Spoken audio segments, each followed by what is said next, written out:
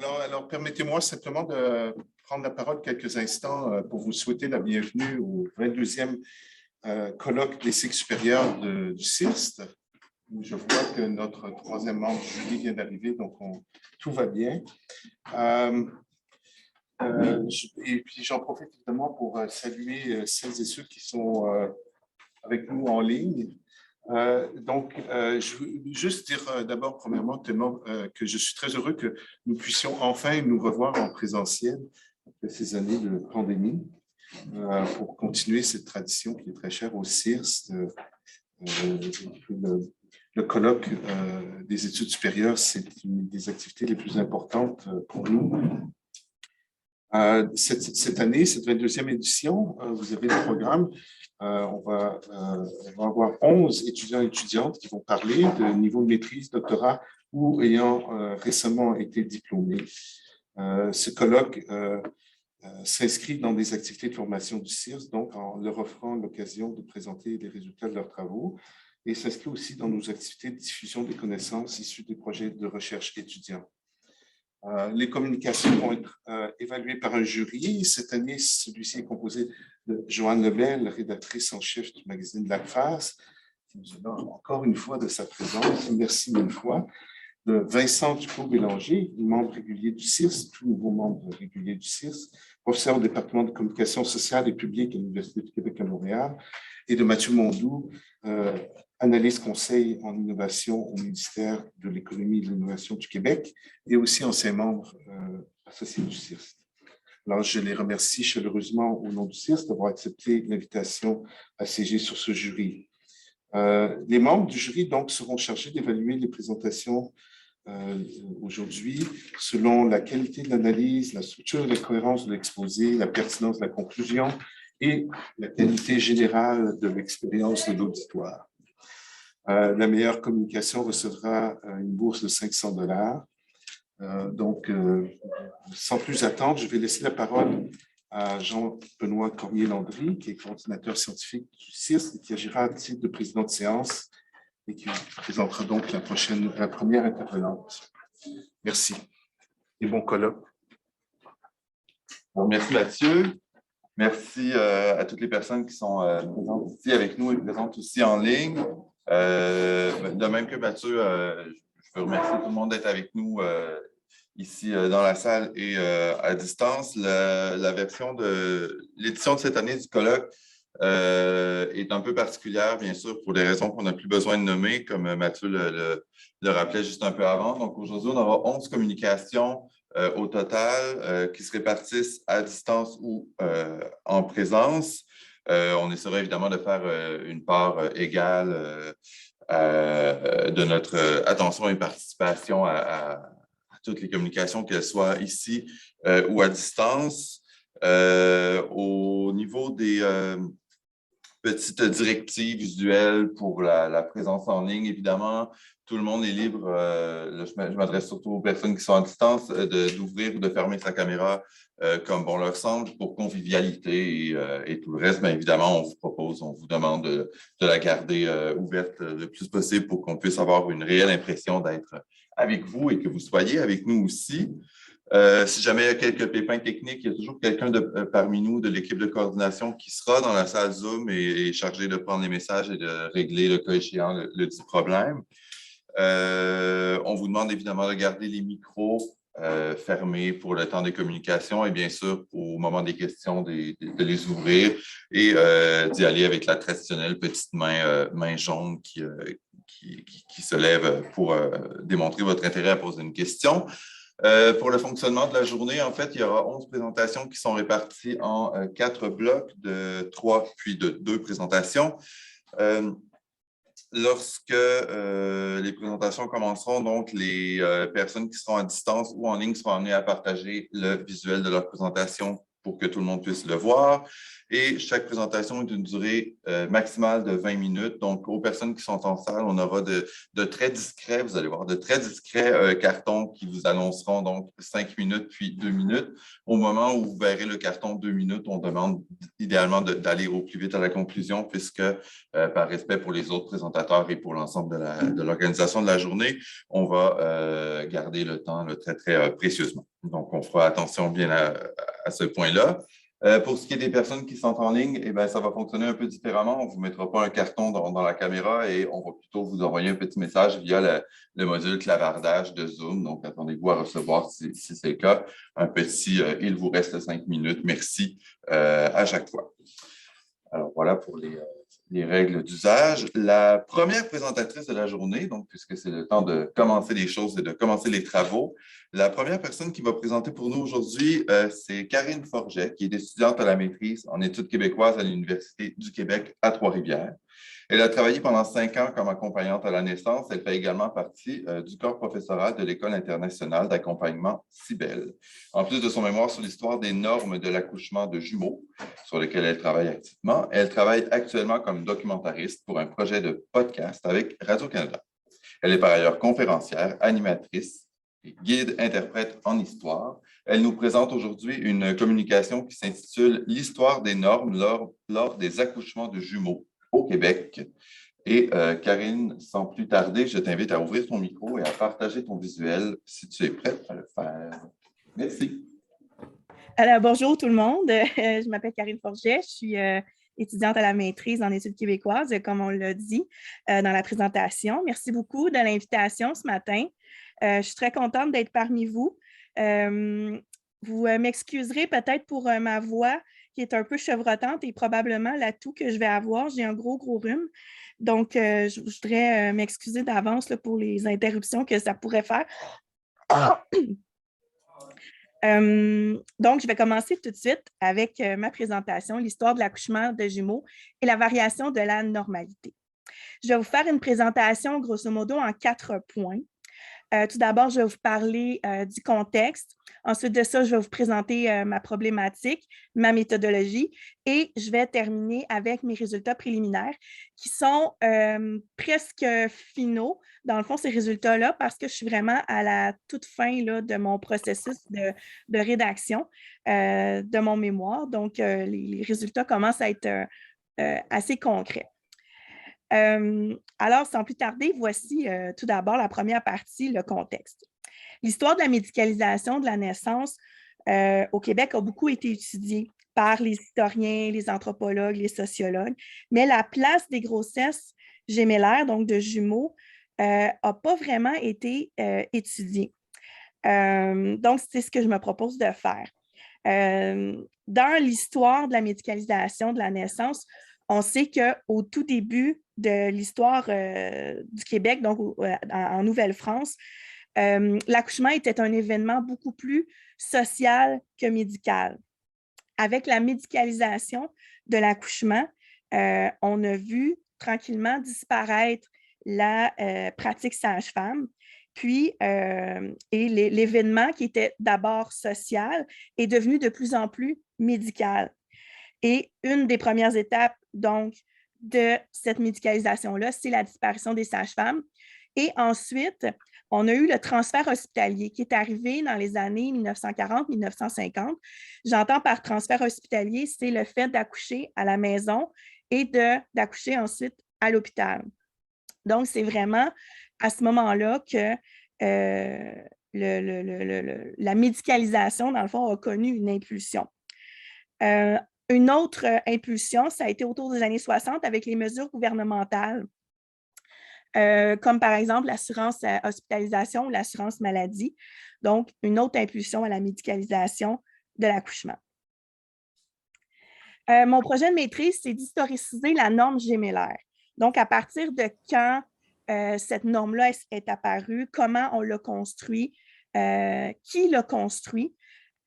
Donc, c'est des questions que je me suis posées. J'ai voulu commencer ma périodisation avec la médiatisation du cas des jumelles Dionne. Pour rappel, les jumelles Dionne, c'est les quintuplettes, les fameuses quintuplettes qui sont nées en Ontario et qui ont connu un succès mondial, dans le fond. C'était les premières quintuplettes de l'histoire à survivre au-delà de la petite enfance. Leur naissance et leur petite enfance a été très médiatisée et surtout médicalisée. Pardon.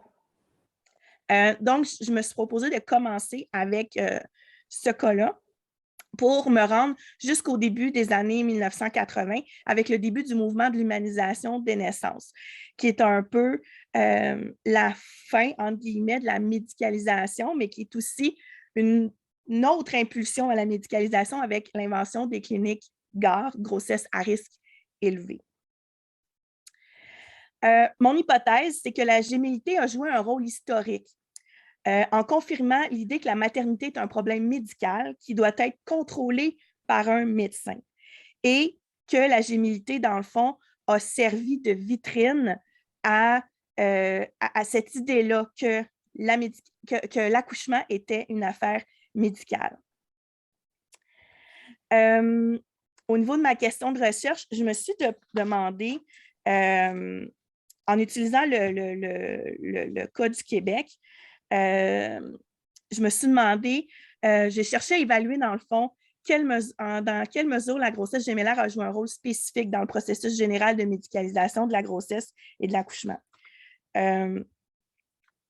J'ai pris quelques objectifs spécifiques pour orienter ma recherche. D'abord, je me suis dit qu'il fallait que j'identifie la norme gémellaire et sa construction.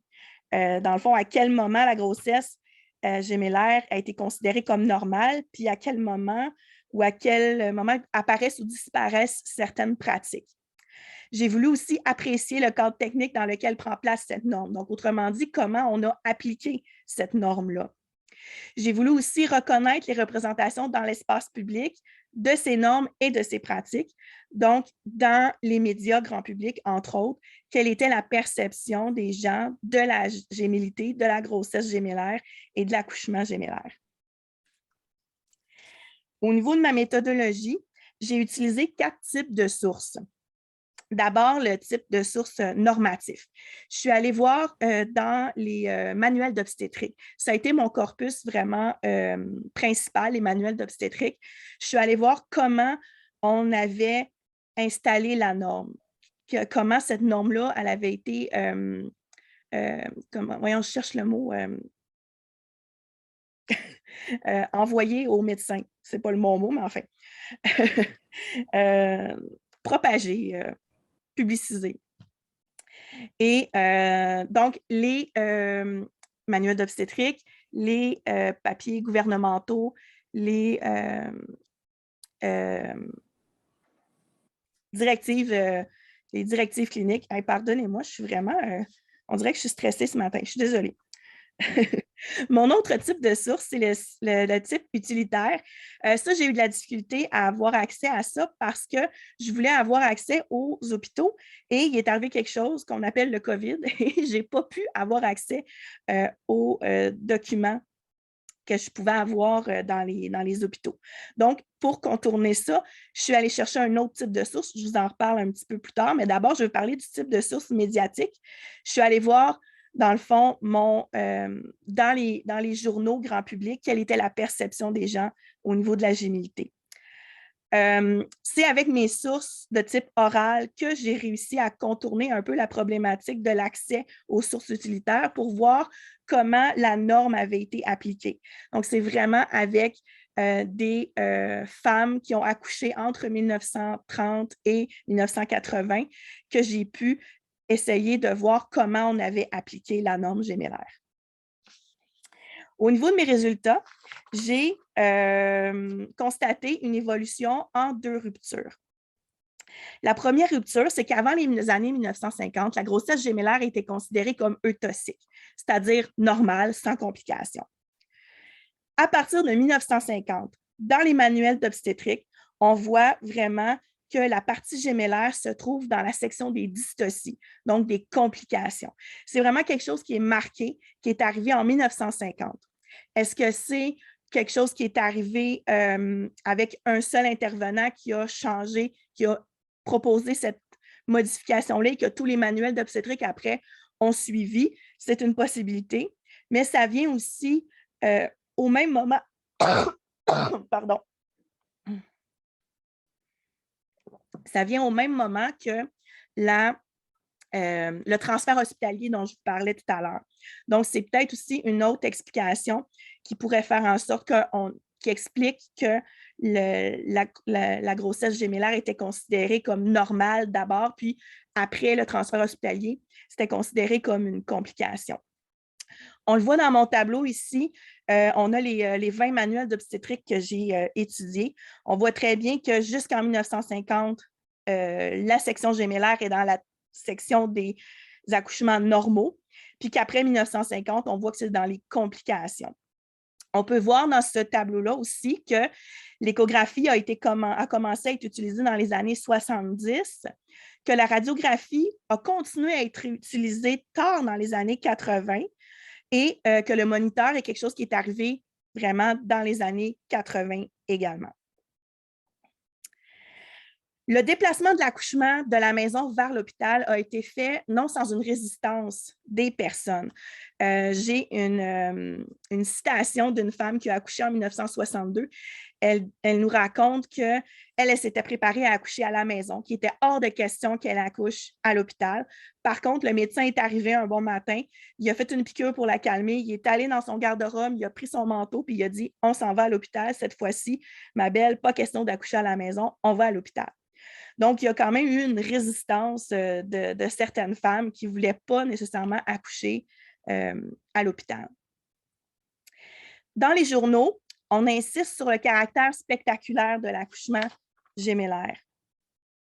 La diffusion de ce discours sur la dangerosité de la gémellité, c'est un véhicule qui incite les gens à intérioriser davantage le risque gémellaire.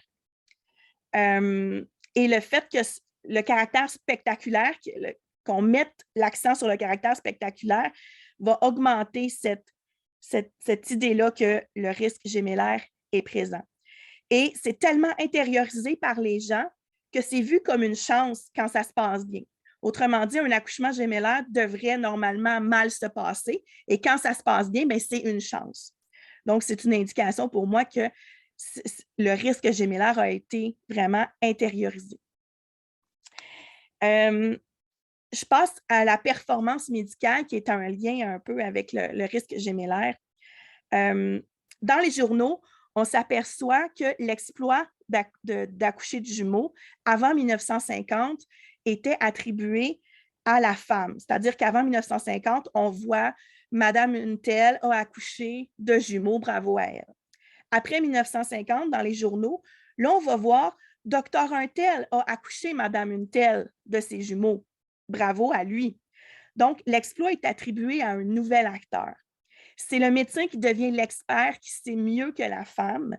Et on voit ici vraiment le transfert hospitalier, le transfert de pouvoir, entre guillemets aussi. Par contre, même si l'accouchement gémellaire est vu comme une performance médicale, on ne cherche pas à la prévoir et le diagnostic gémellaire n'est pas quelque chose qui est recherché. D'ailleurs, on a beaucoup d'erreurs de diagnostic qui sont faites. Ça peut aller jusqu'à 50% des grossesses gémellaires qui ne sont pas diagnostiquées, en fait.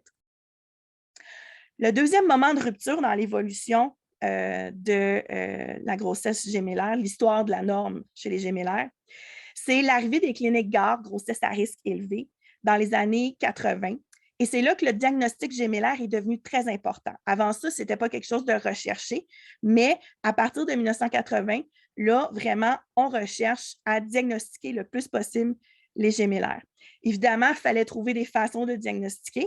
Avant, il y avait la palpation, l'écoute des cœurs fœtaux. Il y avait un petit peu de radiographie, mais pas tant que ça. À partir des années 80, là, on se met à utiliser beaucoup plus la radiographie et par la suite, l'échographie. Dans mon sondage, donc dans ma source orale dont je parlais tout à l'heure, j'ai interviewé, je n'ai pas interviewé, j'ai fait un questionnaire en ligne, en fait, et j'ai trouvé 11 participantes. Là-dessus, il y en avait 4 que le diagnostic a été fait à l'accouchement, 4 que le diagnostic a été fait par examen clinique, 3 diagnostics par échographie, et ça seulement à partir de 1980. Les cliniques de grossesse à risque, c'est arrivé cette histoire-là avec le début du dossier unique. C'est-à-dire qu'avant ce moment-là, pardon, chaque hôpital faisait un peu ce qu'il voulait. Il n'y avait pas de standardisation des soins, il n'y avait pas de dossier unique. À un moment donné, le gouvernement s'est dit on va standardiser les soins et faire en sorte que tous les hôpitaux du Québec utilisent les mêmes dossiers et qu'ils fassent le suivi prénatal de la même façon. Donc, on a établi des normes à ce moment-là et c'est comme ça qu'on s'est mis à identifier les grossesses qui devenaient à risque et qu'on devait leur donner un traitement spécifique. Le but de tout ça, c'était de faire diminuer le taux de mortalité infantile. Ça a eu quand même des effets. Il y a eu une augmentation très importante des grossesses à risque élevé avec le temps. On le voit dans mon tableau ici. Le nombre d'accouchements entre 1980 et 1985 dans le tableau de droite, on voit qu'il est resté assez stable. Il n'y a pas eu une augmentation des accouchements. Par contre, dans le tableau de gauche, on voit clairement qu'il y a eu une augmentation des grossesses à risque élevé. On peut se poser la question, est-ce que c'est parce qu'il y avait plus de grossesses risquées ou c'est parce qu'on s'est mis plus à les identifier? Puis est-ce qu'on s'est mis à augmenter les critères de qu'est-ce que c'était une grossesse à risque élevé? C'est une possibilité. Cette médicalisation-là de la grossesse gémellaire a été constatée par les femmes. Une femme qui a accouché en 1988 se compare avec ce qu'elle a vécu et elle dit « Je trouve aujourd'hui qu'ils sont très interventionnistes avec la grossesse de jumeaux. » Et elle souligne qu'il ne faut pas oublier que certaines grossesses se passent très bien et que pour d'autres, c'est plus difficile, mais on les met tout de suite dans les grossesses à risque. Donc, la gémellité devient une raison pour médicaliser la grossesse. C'est parce que c'est des jumeaux, madame. C'est cette phrase-là qu'on va dire aux femmes qui attendent des jumeaux et non pas parce qu'il y a une complication qu'on va médicaliser. Cette présomption de complication, elle engendre des rapports inégaux, puis un traitement différent qui est donné aux femmes qui attendent des jumeaux et c'est ce qui peut engendrer certaines violences obstétricales par moment. Je fais un lien avec la performance médicale. Les gémellaires, c'était perçu comme une performance médicale par les stagiaires et ils cherchaient à être exposés aux gémellaires dans leur formation. À ce moment-là, l'expérience est assimilée à la compétence. Or, on sait que ce n'est pas tout à fait la même chose. Ce n'est pas parce qu'on est expérimenté qu'on est automatiquement compétent. On peut être très compétent et moins expérimenté qu'un autre.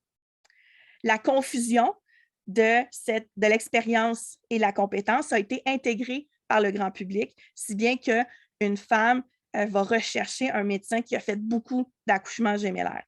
Or, peut-être que ce médecin-là va être plus porté parfois à médicaliser parce qu'il est habitué, mais ça, c'est une autre histoire. La plupart des femmes vont dire « j'ai eu un bel accouchement pour des jumeaux ». Mais c'est ça, ils vont rajouter « pour des jumeaux ». Ça veut dire que si elle n'avait pas eu de jumeaux, elle aurait considéré comme inacceptable ou anormal ce qu'elle a vécu comme accouchement. Et ça, pour moi, ça me fait poser la question, est-ce qu'on ne devrait pas revoir un peu cette médicalisation-là de l'accouchement gémellaire? En conclusion, comme je le disais, le processus de médicalisation a été bien documenté par les historiennes, les anthropologues, les sociologues.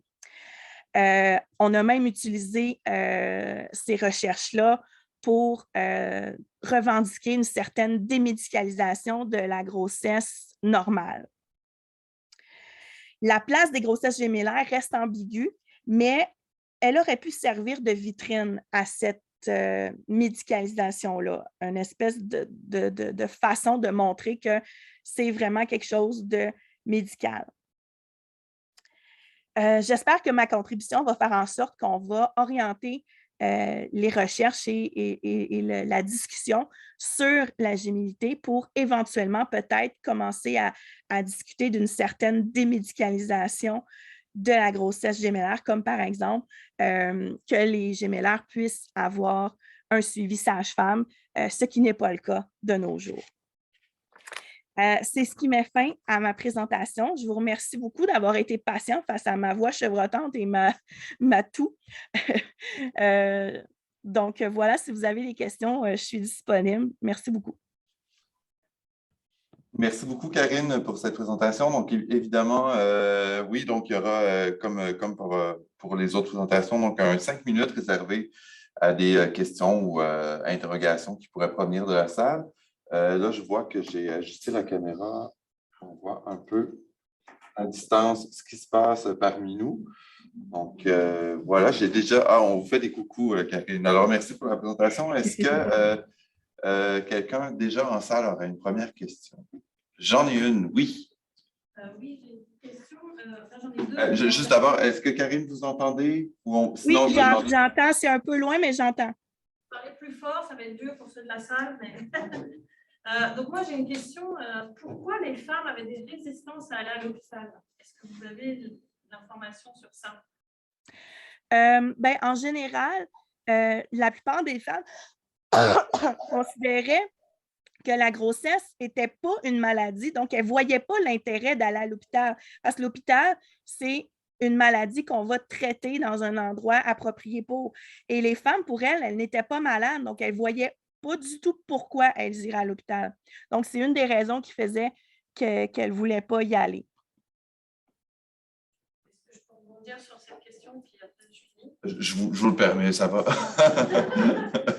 Donc, du coup, en fait, vous avez mentionné que ça passait d'avoir de la chance de bien accoucher de jumeaux.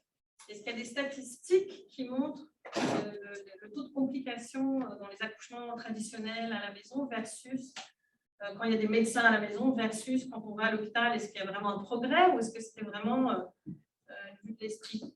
Qu'il y ait une chance versus une malchance? C'est une question complexe, puis je pourrais prendre 2 heures pour y répondre. Je vais essayer d'être concise. En fait, oui, on a des statistiques que l'accouchement s'améliorait avec le temps, mais on ne peut pas vraiment le lier avec le transfert hospitalier. C'est plus avec les conditions de vie qui s'étaient améliorées et c'est plus ça qui a démontré une amélioration. Cela dit, il y a une différence aussi entre les singletons et les gémellaires. Les gémellaires vont avoir plus souvent des complications que les singletons, mais ce n'est pas de l'ordre de 75 %. On parle d'à peu près 6 %. Ce n'est pas si hallucinant que ça. Et ma question, c'est est-ce qu'on doit médicaliser à ce point la gémellité pour 6 %? Mais c'est sûr qu'il faut rester alerte parce que ces 6 %-là, ils existent. Donc, c'est vraiment une question complexe. Merci. J'ai vu une autre main levée, puis ensuite, si quelqu'un est en salle, à distance et déjà posé une question, vous avez aussi à le faire, il n'y a pas de souci. Alors oui, je vous écoute. Bonjour, moi j'avais une question parce que j'ai l'impression que depuis quelques années, les sages-femmes en fait reprennent un peu de terrain. C'est un métier qui est peut-être mieux connu qu'il l'était il y a une dizaine d'années, surtout au Québec. Et leur but, c'est aussi de contribuer à démédicaliser un peu les accouchements qui, depuis les années 50, avaient été de plus en plus. Est-ce qu'aujourd'hui, ça en est où par rapport à ça? Est-ce que techniquement, aujourd'hui, une femme pourrait accoucher dans une maison de naissance ou chez elle avec une sage-femme pour des jumeaux ou c'est encore complètement interdit? C'est complètement interdit. Fait qu'au niveau des droits des femmes enceintes, on se retrouve en 1980 pour les gémellaires. C'est vraiment, il y a plein de choses qu'une femme qui attend un bébé va avoir droit qu'une femme qui attend 2 bébés n'aura pas le droit. Comme exemple, manger pendant son accouchement. C'est quelque chose qu'on croyait qui était réglé pour les singletons, mais pour les gémellaires, c'est pas le cas. Puis je reviens aux sages-femmes. L'idée de la dangerosité du risque gémellaire est tellement présent que même les sages-femmes ont peur de faire des gémellaires. Et ça, on parle avec des sages-femmes, est-ce que tu voudrais faire des accouchements gémellaires? Tu dis, oh non, moi, je ne touche pas à ça, je ne touche pas à ça. Mais c'est une construction, le risque gémellaire. Non, ce n'est pas une construction au complet, mais il y a une grande partie de construction dans l'imaginaire des gens sur qu'est-ce que c'est le risque gémellaire. Il existe, mais il n'est pas si important que ça. Donc, les sages-femmes ont intériorisé elles aussi ce risque-là. Et c'est difficile encore aujourd'hui de faire accepter qu'une femme qui a 2 bébés qui sont en tête, qui n'a pas de complications, puisse accoucher avec une sage-femme. Mais elles sont formées pour ça, parce que ça arrive des fois qu'il y a des accouchements gémellaires spontanés et qu'on ne les a pas vus venir. Mais de ce que je sais, les sages-femmes sont craintives de ça. Alors, merci beaucoup, Karine, pour tes réponses. Merci pour les questions qui sont provenues de la salle. Donc maintenant, Karine, tu vas pouvoir reposer ta voix. Merci beaucoup pour cette première présentation, d'avoir ouvert le bal.